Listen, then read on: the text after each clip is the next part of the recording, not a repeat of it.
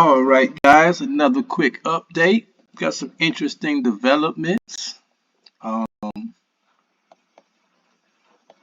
let's start over here. Um, so we're breaking down this guy here, Pop was his last few men he got over here. So he's just breaking them off slowly but surely, and that's a good thing because as we get rid of him, we'll be able to mobilize and expand our troops a little more. Right now, a lot of my troops are kind of stagnant because I still have to deal with that number there. But it looks like he's sending these guys over towards my teammate, um, and we're just kind of dealing with it as it go. Um, we got my other coalition. My coalition member is also kind of scurrying past Roper Gulf, and I think that's kind of it keeps kind of Roper at bay over here. I think he wants to attack over here, but I think by my coalition member traveling this way, it just kind of keeps him at bay, which is a good thing. Um, we're gonna try to go ahead and get rid of these two guys here. That's the last two. They only got 3 soldiers left, and they'll be finished. So yeah, they only got 3 units. So we're gonna go ahead and try to close them on out. Um, and let's see here. Okay. Still gotta watch out for Rockhampton, but for the most part, they're not really that much of a threat to me. As they try to attack, I'll just be ready to defend and counterattack. So we're not advancing right now. We're just trying to build my troops back up and just kind of stay put. And hopefully me and the rest of the coalition can work together a little better in the future to try to deal with some of these guys. Okay, let's see here.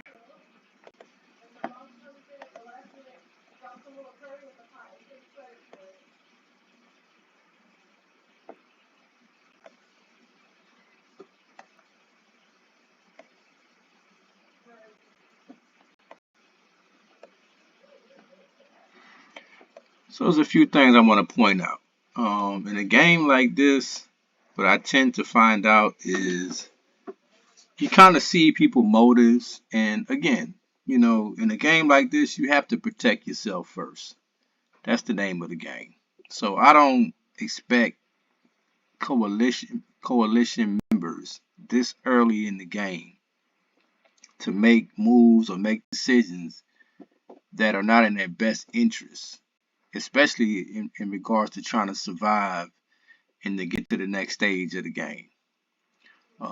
So there are times when we want our coalition members to help us out or to do this or do that. And I tend to refrain from trying to tell another coalition member what to do. I rather allow them to see the situation and to make the best decision based on their strength, the amount of troops they have, their position, and things of that nature.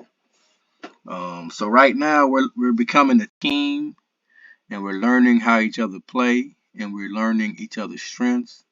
And I find it very interesting because I haven't started the game with this many coalition members. So what I'm learning is I have to make sure I protect myself, but at the same time, if I can help a coalition member, I think it's very important to do that because I think it builds confidence as a team. So um,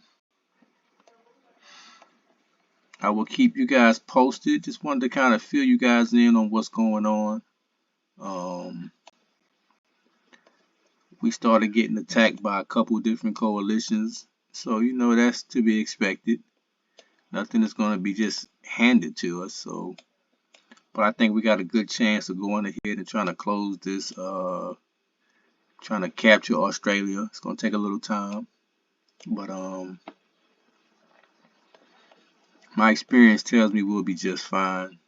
That part of my goal is just to go ahead and get rid of this guy here. Once I do that, close off any access that anybody may have to getting down in here, and possibly just mobilizing some of these troops into this area so that we can go ahead and try to close Australia out.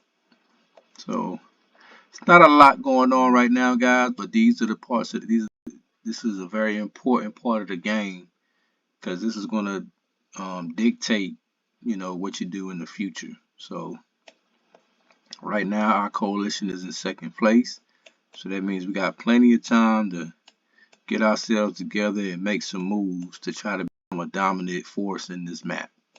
All right, so this is where we at right now, guys. Oh, and the 31, let me tell you something else, guys.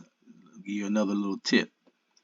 There was 31 troops from Cloncurry that was over here, if you remember from my last video. I didn't have to fight them. I didn't have to kill them. I didn't have to do any of that. Because one thing about this game you need to know is they were sitting on my province here. They weren't sitting on their own province. Once you once you don't have any provinces with your men on there and all your provinces are gone, you automatically lose all your men as well. So that's what happened to those 31 troops that were right here, is that we took all the land over here. So by taking all of Cloncurry's land, we automatically defeated all of those troops. They disappear automatically in the game. So if you don't know that, that's a good thing to know. Because sometimes, you may be playing a computer, and if you can get the computer to just get all their troops to go off in the water or whatever, and you take that last piece of land they got, that will take out the rest of those troops. All right, so that's just a quick little tip, and I will get back with you guys on the next update later.